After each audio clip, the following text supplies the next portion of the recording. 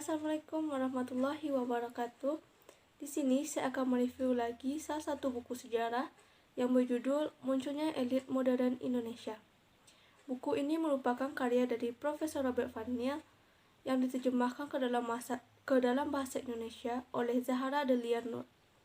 Buku ini diterbitkan oleh PT Dunia Pustaka Jaya yang cetakan pertamanya terbit pada tahun 1984 di Jakarta Pusat. Jumlah halaman dari buku ini yaitu 382 halaman. Masyarakat Hindia Timur pada tahun 1900 itu terdiri dari orang Eropa, Cina dan Arab dan pribumi sendiri. Pada waktu Perang Napoleon, Belanda kehilangan kendalinya di wilayah Jawa yang berada di tangan Inggris.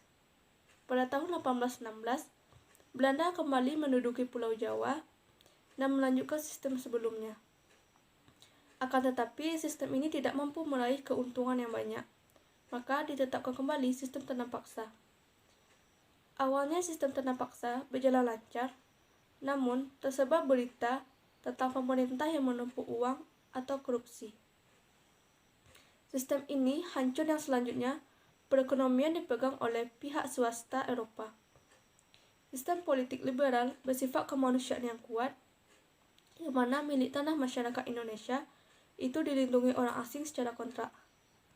Walaupun demikian, kemakmuran rakyat pribumi makin menurun. Karena prihatin dengan keadaan orang pribumi, orang Eropa membuat surat kabar mengenai kondisi pribumi. Dari tulisan ini, menghimbau pemerintah Belanda untuk membuat perhitungan keuangan untuk pribumi. Maka diberlakukanlah politik etis atau politik balas budi. Nah, pada tahun 1900 itu juga ada kurang lebih 70.000 orang Eropa di Jawa. Mereka inilah yang sebagian prihatin akan kehidupan rakyat pribumi. Bagian besar orang Cina di Jawa adalah keturunan keluarga-keluarga yang sudah turun-temurun berada di Jawa. Kira-kira pada tahun 1900, karena dirangsang oleh kedudukan yang lebih baik, yang baru saja berlaku pada orang Jepang di Jawa, dan di samping itu dirangsang pula oleh perhatian yang muncul di kalangan sejumlah orang Cina di Tiongkok tentang Cina perantauan. Mereka mulai menuntut semacam perbaikan nasib mereka di Jawa. Tuntutan-tuntutan mereka menimbulkan rangsangan pula bagi sebagian kekuatan-kekuatan laten di dalam masyarakat Indonesia. Selanjutnya adalah orang Arab. Orang Arab bagi pribumi di sini tidak hanya berasal dari semenanjung Arabia, tetapi dari India dan Gujarat juga. Kebanyakan orang Arab adalah pedagang kecil, saudagar, dan peminjam uang yang serupa dengan orang Cina. Keuntungan utama mereka melebihi orang Cina yang menjadi saingan mereka adalah karena ikatan keagamaan mereka dengan orang Indonesia. Orang Arab terkenal di Indonesia sebagai pengikut agama Islam yang taat. Walaupun banyak di antara mereka mungkin menganggap Islam di Indonesia sebagai salah satu agama yang dipilih, tetapi mereka tidaklah mengelak jika hal ini akan memberi keuntungan lebih kepada mereka. Kemudian adalah orang Indonesia atau pribumi. Orang pribumi sendiri itu terbagi atas dua kelas, yaitu petani dan kelas atas. Petani adalah rakyat kecil, sedangkan kelas atas itu disebut dengan priai. Dari kaum priai inilah muncul kelompok-kelompok intelektual muda Indonesia. Ke dalam kelompok intelektual muda inilah terbentuk unsur kepemimpinan baru bagi Indonesia. Sebagai perwujudan, maka negeri induk harus melunasi hutang-hutangnya kepada negeri jajahan. Maka diberlakukanlah politik etis. Salah satu unsur dari politik etis ini adalah pendidikan. Dari pendidikan inilah lahirnya organisasi-organisasi pemuda yang ingin memerdekakan Indonesia. Organisasi Budi Utomo lahir sebagai upaya atas persatuan. Namun kemudian dalam organisasi ini terdapat perbedaan paham radikal dan konservatif seperti Dr. Cipto. Kemudian Suwardi keluar untuk mencari penyokong terhadap tujuannya yang jatuh kepada Douwe Dekker. Douwe Dekker tak hanya bergerak di bidang jurnalistik, tetapi dia juga memiliki konsep persamaan gaji antar Eropa dan pribumi. Selain itu, ada juga organisasi Islam, yaitu Syarikat Islam yang muncul atas prakarsa dari Haji Samanhudi dan Raden Mas Tirto Adisuryo.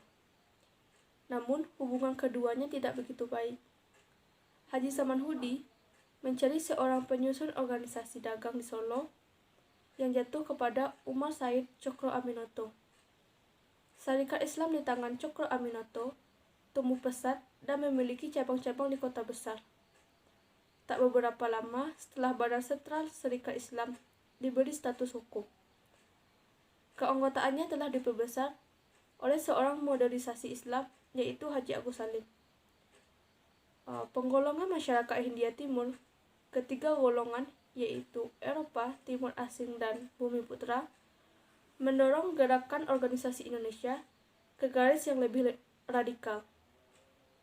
Selama tahun 1920-an, Syarikat Islam mengalami kemunduran yang disebabkan oleh kerusakan hubungan dengan pemerintah dan dari faktor dalam, yaitu masa bodoh bagi anggotanya. Untuk membentuk suatu kelompok politik yang tangguh, pemimpin-pemimpin Syarikat Islam memasuki aktivitas serikat buruh. Partai Komunis yang tidak mengharapkan sesuatu dari pemerintah berminat dalam politik pemerintah. Dengan kembalinya Samaun dari Rusia, partai ini kembali dibina. Politik pemerintah cukup membangkitkan ketidakpuasan sehingga membuat kelompok-kelompok tertentu menerima doktrin dari komunis. Kebijakan politik baru kolonial yang berlandasan pada pengakuan dualisme, pemerintah dengan politik baru menyetujui sepenuhnya tentang aktivitas Sutomo dengan menggabungkan diri sebagai salah satu jalan untuk memajukan orang Indonesia yang berorientasi kepada Barat. Tujuan dan maksud politik ini tidak semuanya menjadi kenyataan, tergantung kepada sejumlah faktor yang berada di luar lingkup studi ini. Tidak akan pernah dapat ditentukan kapan politik baru ini dengan dualisme ini akan berhasil dalam memecahkan masalah kolonial. Baru saja politik ini berjalan, depresi dunia datang melanda. Depresi menghancurkan rencana dan kebijaksanaan di segala bidang. Namun pada perumusannya, politik baru ini merupakan usaha yang tulus dalam mencari jawaban terhadap salah satu masalah, bagaimana menghadapi tanah jajahan. Menurut saya sendiri, mengenai buku ini, dilihat dari covernya sendiri itu kurang menarik, dan juga tatanan bahasanya juga sulit dimengerti. Namun dari segi isinya, saya dapat mengambil kesimpulan bahwa kehidupan sosial dan politik pada saat itu mencerminkan bagaimana perjuangan masyarakat Indonesia untuk meraih kemerdekaan. Mungkin sekian hasil review saya. Bila ada kata salah, mohon maaf. Jangan lupa like dan komen. Assalamualaikum warahmatullahi wabarakatuh.